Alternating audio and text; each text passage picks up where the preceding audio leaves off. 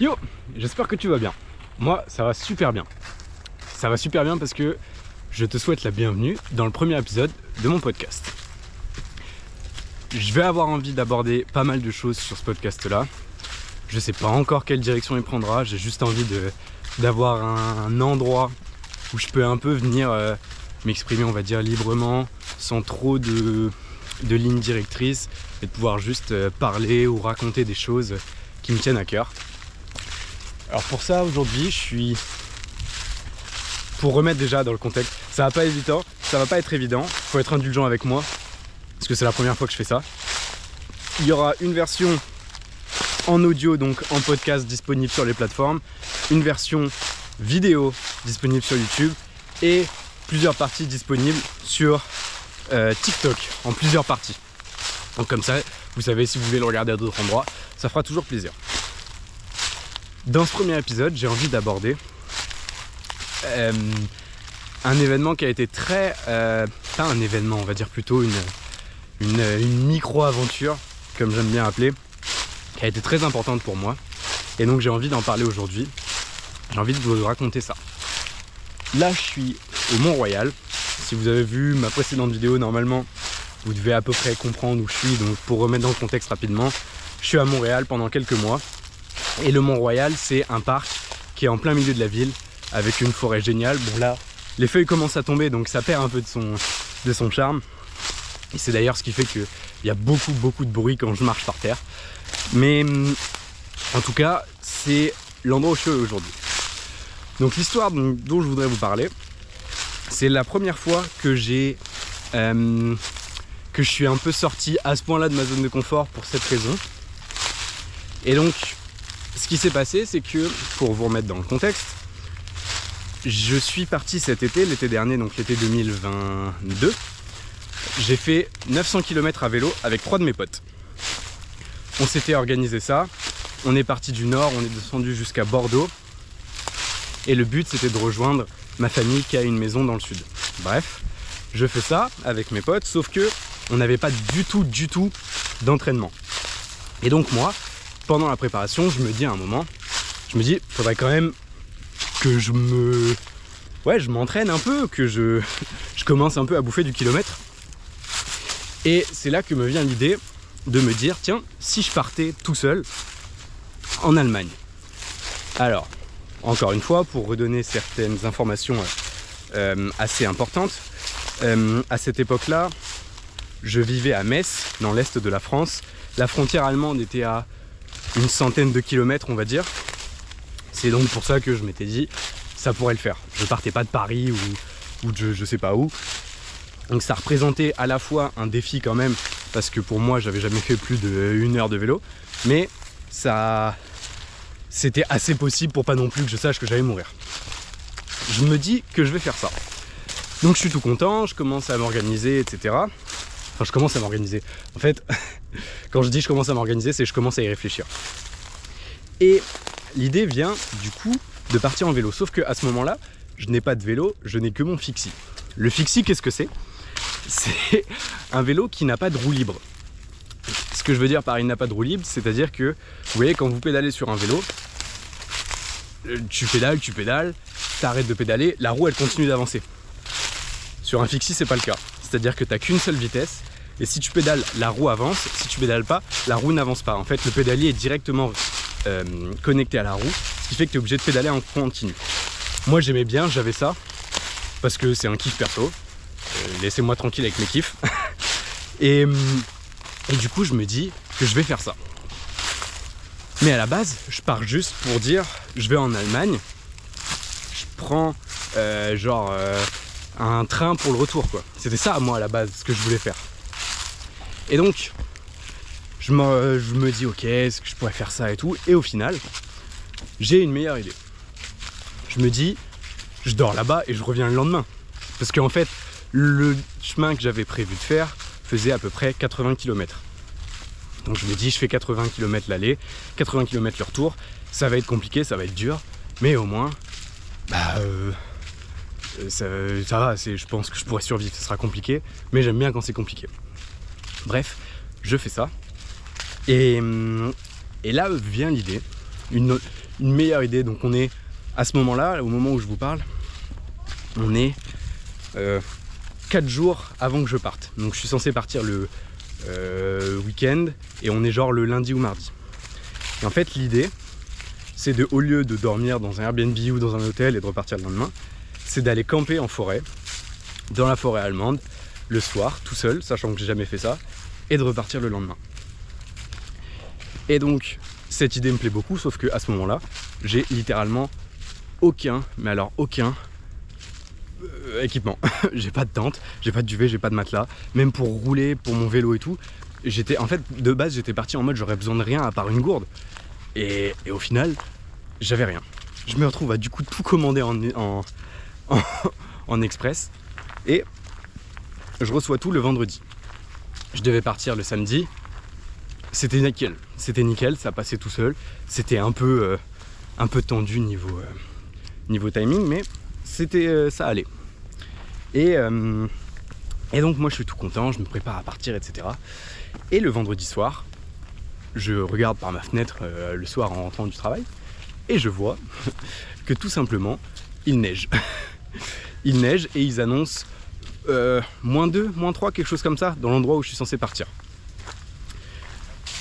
Je me dis que ça va être compliqué, mais que si je dois le faire, je le ferai. Parce que j'avais déjà dépensé de l'argent, je m'étais déjà engagé auprès de moi et auprès des autres. Et je me dis, je suis obligé de le faire, je suis obligé de partir, quoi. Et le vendredi soir, je filme pour mes potes un haul en mode tous les équipements que j'ai et tout machin. Et j'ai des potes qui me disent ouais, il faut que t'achètes ci et tout, il va te manquer ça, etc.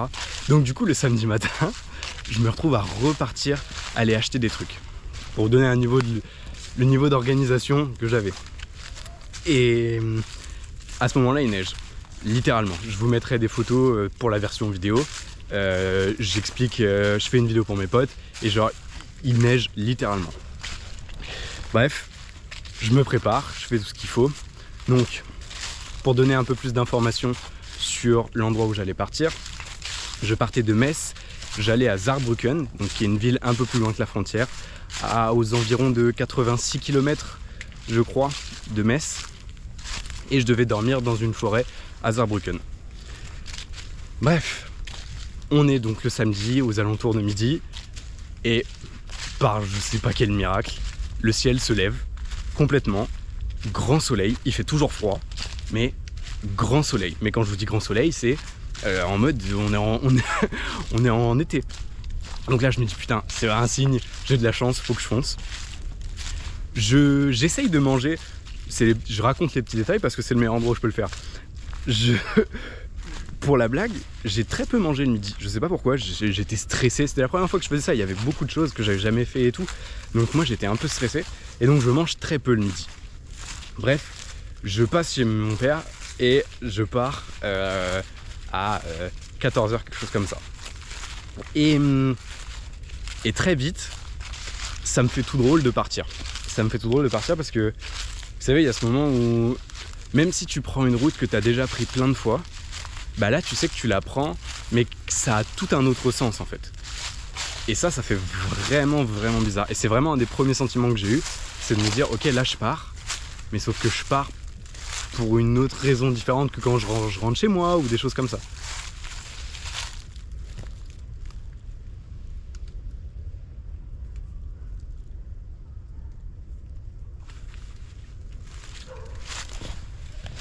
Et donc je roule. Je commence par sortir de la ville, qui met un peu de temps, et je bouffe de la nationale. Je bouffe littéralement de la nationale pendant franchement, au minimum 2 heures, quelque chose comme ça. Je suis en fixie, j'alterne par des montées, des descentes. J'ai parfois des grosses montées et des grosses descentes qui sont toutes les deux compliquées en fixie parce que en fixie, du coup, dans les montées, t'as qu'une seule vitesse, donc t'es obligé de pédaler très fort. Et si en plus, vu que j'étais lourd avec, j'avais mon duvet, ma tente, j'avais un porte-bagages, bah, c'est encore plus lourd, donc c'est bien relou. Et en plus, pendant les descentes, bah, t'es obligé de pédaler. Ou alors, tu peux faire comme ce que j'ai fait à un moment pour me reposer, t'enlèves littéralement tes pieds des pédales, ce qui fait que du coup, tes pédales elles tournent toutes seules et toi t'as rien à faire. Mais sauf que ça c'est un peu compliqué au moment où tu décides de reprendre les pédales, parce que les pédales elle tourne super vite et du coup c'est un peu chaud. Mais bref, quand tu veux te reposer, parce que au bout d'un moment tu es obligé de pédaler, si tu es à plus de 40 km/h, pédaler à 40 km/h sur un fixie, tu pédales vite.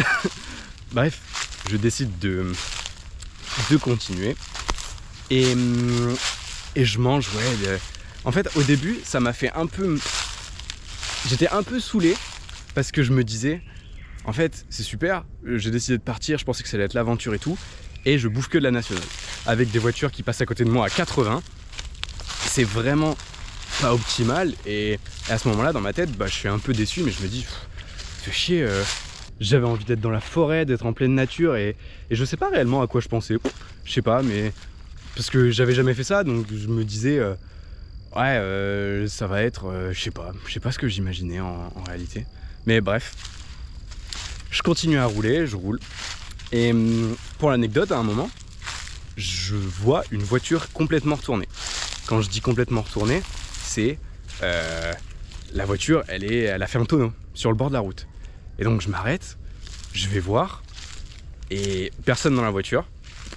Je comprends pas trop et tout, je me dis c'est bizarre quand même tu laisses pas trop ta voiture ici.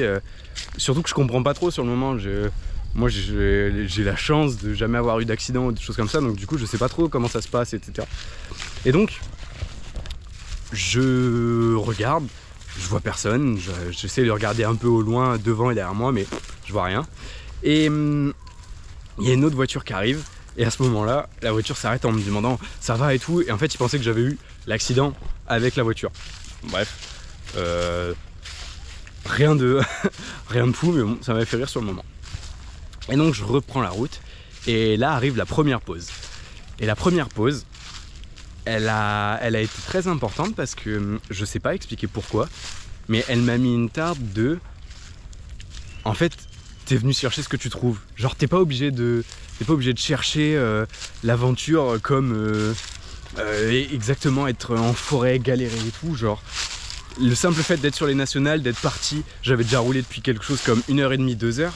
Je me disais mais en fait j'y suis là. Genre là je le vis. C'est ce que j'ai, c'est génial. Je me pose à un endroit, il y avait une espèce de petite table de pique-nique rouge. Ça m'a marqué, alors c'est pour ça que je dis ça. C'était vraiment trop chouette. Et j'en profite pour envoyer un message et tout à mes proches pour dire que tout va bien et tout. Et vraiment, je me sens bien, je me sens en vie, je sens que je me sens en vie à ce moment-là et je me sens bien. Et donc vraiment trop content. Je continue, je roule et je suis en train de passer dans un passage d'ortie. À tout moment, je peux me faire exploser. Bref. Je continue, je reprends la route. À ce moment-là, j'ai déjà fait, on va dire, on est à, je sais pas, il me reste 20 km avant la frontière allemande. Et là, je commence à avoir des petites blagues de mon GPS. Petites blagues en mode, tiens, si je te disais de prendre une descente, alors qu'en fait, c'est pas cette descente-là, et il faut que tu remontes la descente avec ton fixie. Et en fait c'est pas le bon chemin et que je te fais prendre des chemins différents et tout à chaque fois. Donc à ce moment là ça commence à bien me saouler. En fait le GPS il m'avait déjà fait des petites bêtises. J'étais pas trop sûr du chemin qu'il me donnait. Et donc du coup à ce moment là, quand vraiment je pars dans la descente et qu'il me dit vous n'êtes pas dans le bon sens, faites demi-tour, là j'ai un petit moment où je me dis oh putain, genre j'étais vraiment saoulé. Et donc malgré tout je repars. Et je décide de mettre Google Maps. Parce qu'avant, j'utilisais Komoot. Google Maps, il faut savoir quelque chose, c'est que Google Maps, il s'en fout des routes qu'il te donne. Il te donne juste le chemin le plus rapide en vélo. Avec des fois des routes qui n'existent plus. C'est juste, faut le savoir, Google Maps, c'est le chemin le plus rapide. Mais il faut s'attendre à des fois prendre des chemins qui sont un peu compliqués. Bref. Je reprends la route, je repasse par des chemins et des pistes cyclables un peu plus cool. Donc ça faisait plaisir. Et je me souviens, à ce moment-là, j'ai déjà fait quelque chose comme 60 km, je pense. Et en fait, à ce moment-là, je vois une immense montée au loin. Mais genre vraiment, quand je vous dis une immense montée, c'est genre la montée... Vous voyez ce sentiment de... Vous êtes dans une descente, vous voyez la montée en face et on dirait un mur. Je suis exactement dans ce même niveau-là. Et je me dis, ok, allez... Je pédale comme un fou, j'ai mes petites jambes qui font de l'électricité et qui sont à deux doigts de faire du feu tellement je vais vite à force de me faire... parce que je me fais embarquer par les pédales en fait. Au bout d'un moment, tu mets même plus de force dans les pieds, c'est juste... tu fais juste bouger tes jambes pour qu'elles suivent la vitesse des pédales. Et donc, j'ai fait ça. Et là, je prends la montée dans la gueule. C'est vraiment chaud. Je pédale comme un fou. Je commence à être fatigué. Hein. À ce moment-là, j'ai déjà 2 heures... Non, plus. J'ai déjà genre 3-4 heures de vélo, je pense. Dans la tête. Et donc, je fais pas trop le malin. Et en fait, je me rends compte, plus j'avance, et plus je me rends compte que je suis face à un panneau au loin. Et je vois un gros panneau. Et je me dis, enfin, le panneau me paraissait bizarre. Ça ressemblait pas à un truc de vitesse ou une zone ou je sais pas quoi. Et du coup, c'est pour ça que je me demandais. Je pédale et tout. Je fais pas trop attention non plus parce que si j'arrête de pédaler, bah je repars en arrière. Et en fait, plus je me rapproche du panneau, et en fait, plus je vois que j'arrive en Allemagne. En fait, ce panneau-là, c'était pour annoncer l'arrivée dans le pays, à la frontière. Et ça m'a fait un truc de me dire, ok, j'y suis. Genre, c'est pas comme si j'avais fini, mais il y avait déjà ce truc de t'es arrivé, t'as fait ce truc-là, t'es parti en Allemagne à vélo. Je pouvais plus repartir, là, je pouvais plus reculer, j'y étais. Et ça m'a fait un vrai bien fou, ça m'a encouragé et je me suis dit putain vas-y, fonce, continue, tu traces là, il te reste quoi? À ce moment là je pense qu'il me restait 20-25 km, quelque chose comme ça. J'étais pas au bout de mes surprises, mais parce que ça a carrément été ces derniers kilomètres là qui ont été horribles.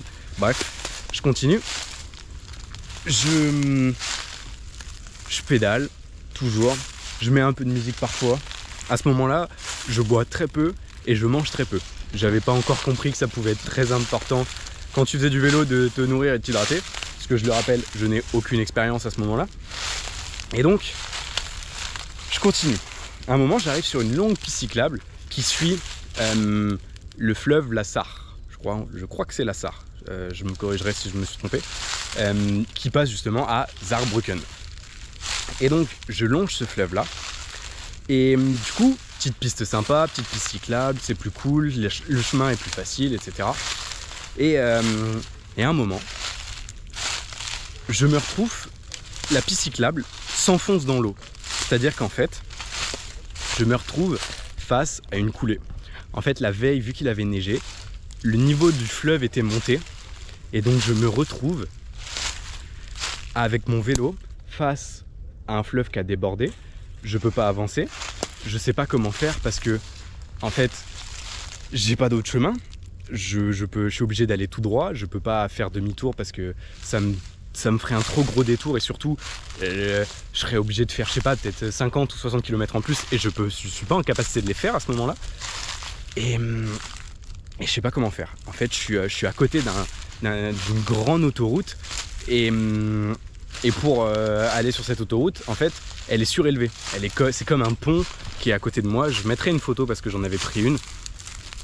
Elle est comme à côté de moi, mais donc si je veux longer l'autoroute, par exemple sur le bas-côté, bah, je suis obligé d'escalader un espèce de support de pont bizarre. Mais en fait, à ce moment-là, bah, je me dis que j'ai pas le choix. Parce que bah, si je veux pouvoir continuer à rouler, bah, je suis obligé de faire ça.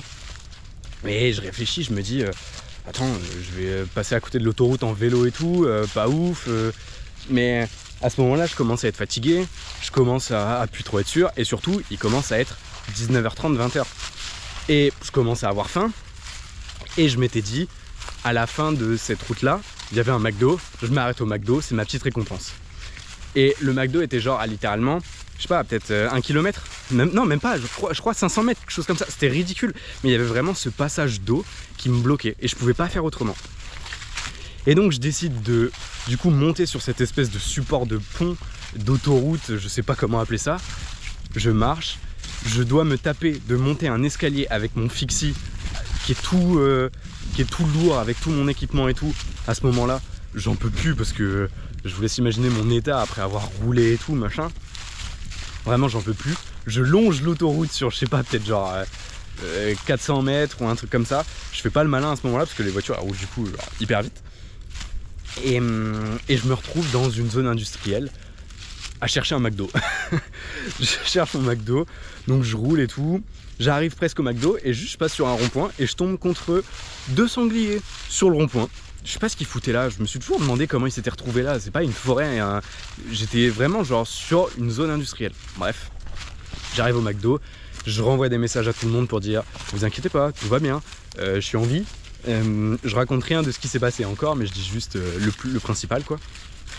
Et je mange mon McDo. Je mange pas grand chose parce que à ce moment-là, je suis complètement claqué et complètement. Je sais pas, j'avais pas faim, j'avais pas envie de manger et tout. J'avais surtout envie d'arriver, de me poser quoi. Donc je repars. Je repars et je relonge pareil une autre piste cyclable qui se retrouve encore une fois ensevelie sous l'eau. À ce moment-là, je commence à avoir un peu les nerfs où je me dis, je commence à faire chier là, genre j'en ai marre. Et en fait, je me retrouve obligé de passer sur le bord du fleuve du coup, qui est parce que le fleuve a monté de niveau, mais du coup il y a des espèces de carrés d'herbe où je peux passer, mais qui sont à moitié inondés entre une haie et le fleuve et tout. Donc du coup je marche comme ça, j'ai mon vélo qui est dans l'eau, moi je marche sur les petits bouts d'herbe. Des fois, je me retrouve à foutre le pied dans l'eau, donc mes chaussures elles sont trempées, c'est horrible, j'ai froid. À ce moment-là, on n'oublie pas qu'il fait genre 4-5 degrés, hein, genre vraiment, je caille. Et je finis par arriver à l'endroit où je devais, je reprends la route, et je suis plus qu'à quelques centaines de mètres de la forêt où je veux dormir. Je suis content, j'arrive dans la forêt, et là c'est vraiment le truc... je me pose, je trouve un endroit qui est un peu plat, mais pas trop. Et je vais me rendre compte plus tard que j'aurais dû prendre un endroit plat et que c'est vraiment hyper important. Bref, je suis bien, je bouge plus et je pose ma tente.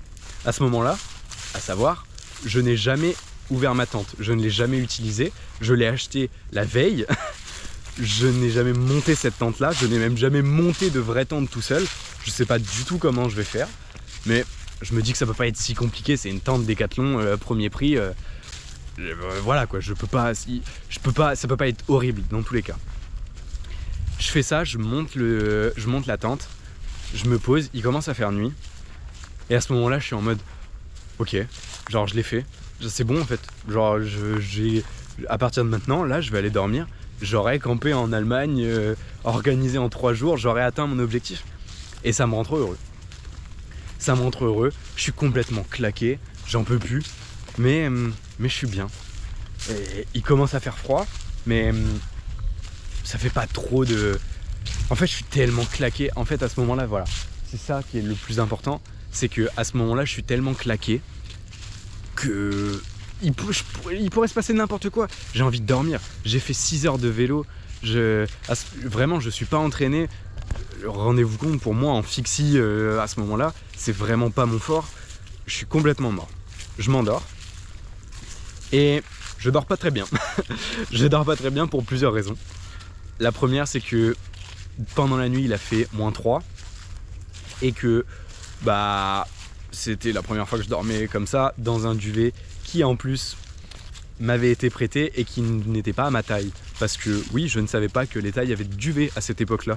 Donc j'avais le duvet de quelqu'un d'1m70 alors que je fais environ 1m80, entre 1m80 et 1m85, je sais pas, quelque chose comme ça. Et je me suis pas dit quand j'ai voulu préparer mon équipement, ah bah il faut que je prenne quelque chose qui est à ma taille. Non, pour moi j'avais un duvet, bon c'est bon, j'ai un duvet. Bref, ce qui fait que ma tête ne pouvait pas rentrer dans mon duvet, donc j'ai été obligé de mettre mon cache-cou. J'étais obligé de mettre mon cache-cou sur ma gueule pour pouvoir dormir et avoir un peu chaud. Et dernière chose, comme je vous l'ai dit, j'étais en pente et donc cette pente fait que je me casse un peu la gueule en pleine nuit. Mais bon, en vrai, il y a rien de fondamentalement grave. Donc je me réveille, j'ai froid, j'ai vraiment très très froid. Et je décide de manger un peu. J'avais acheté des trucs en provision. Je m'étais acheté un petit cookie, un espèce de truc protéiné de chez Decathlon. Mais je me dis, oh, petit déj là, tranquille, je repars tranquillement après, ça va être cool. Le cookie, il était à moitié congelé. Il était froid, on aurait dit du béton, c'était vraiment horrible. Mais je le mange parce que j'ai très peu mangé la veille le midi, j'ai très peu mangé la veille au soir. Donc mon estomac, il commence à avoir la dalle. Je mange, j'écoute de la musique, je suis tout seul, je suis bien. Et il n'y a rien qui manque. Je suis tout seul, je me sens bien, j'ai besoin de rien d'autre. Évidemment qu'à ce moment-là, il n'y a pas de stress, il n'y a rien de grave et tout. Je me sens vraiment bien. Et donc, je décide de repartir. Et là, c'est la belle vie. Il n'y a plus le problème avec le lac. Enfin, pas avec le lac, qu'est-ce que je raconte? Avec le fleuve qui a coulé, je sais pas pourquoi, le niveau a un peu baissé, donc c'était beaucoup moins chiant. Donc je repars et ça me fait vraiment du bien de rouler.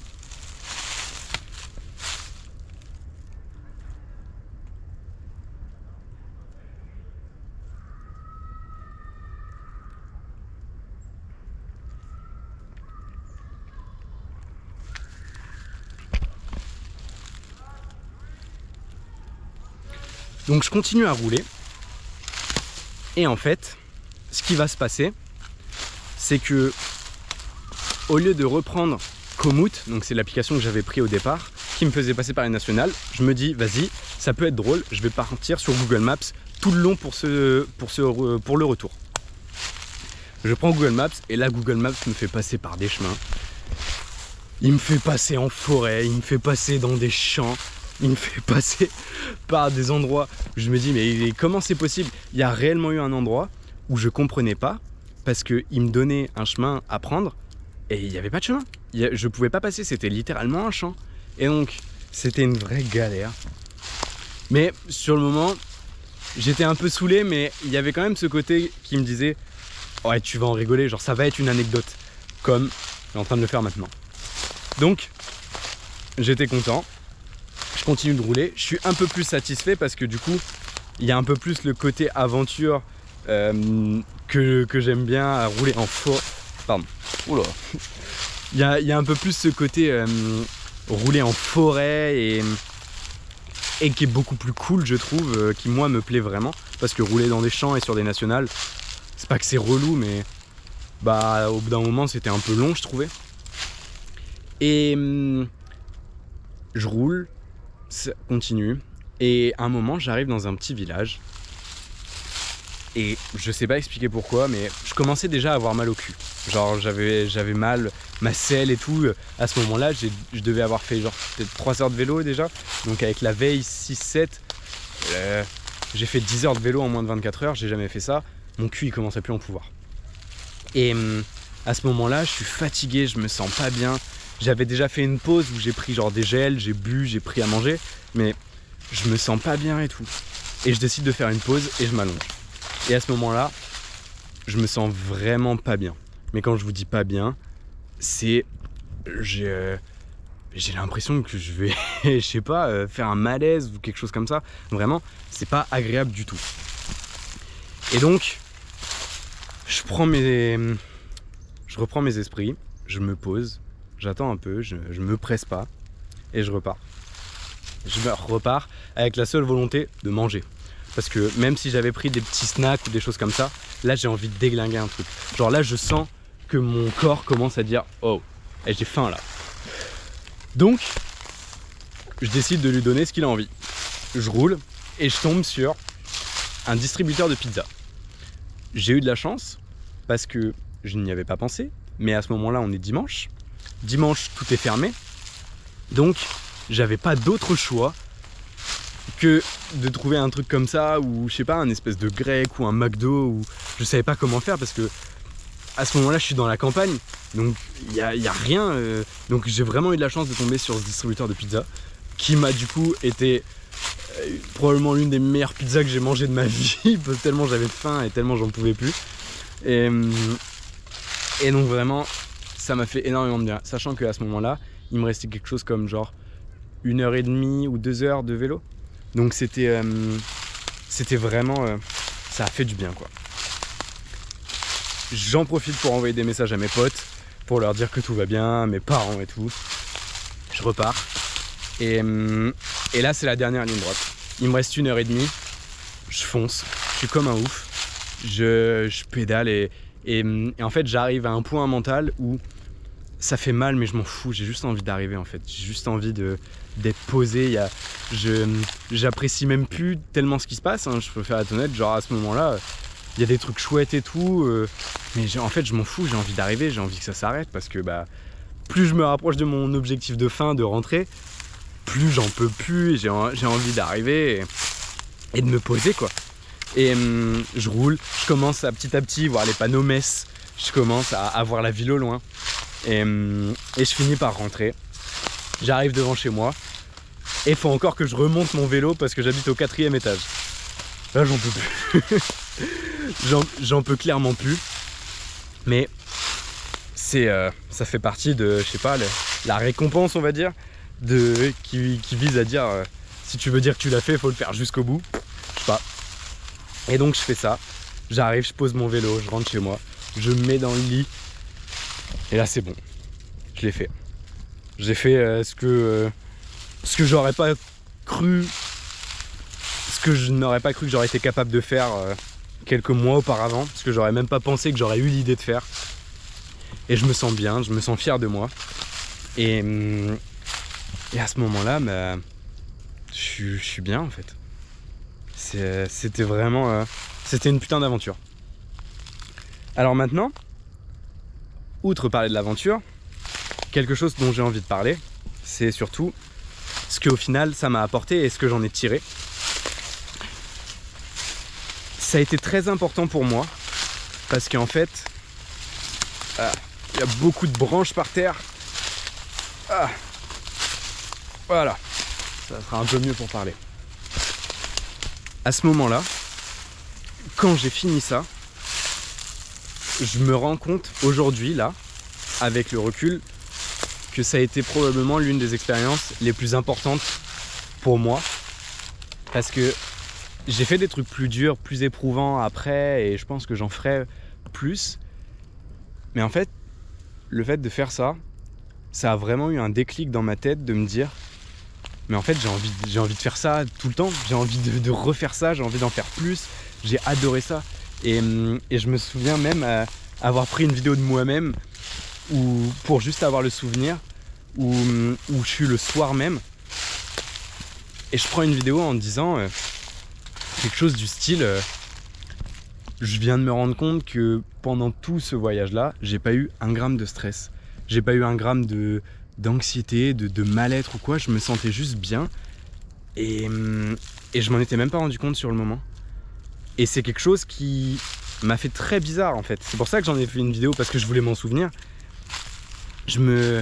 Ça m'a vraiment... ça m'a troublé, ça m'a fait énormément de bien avec le recul.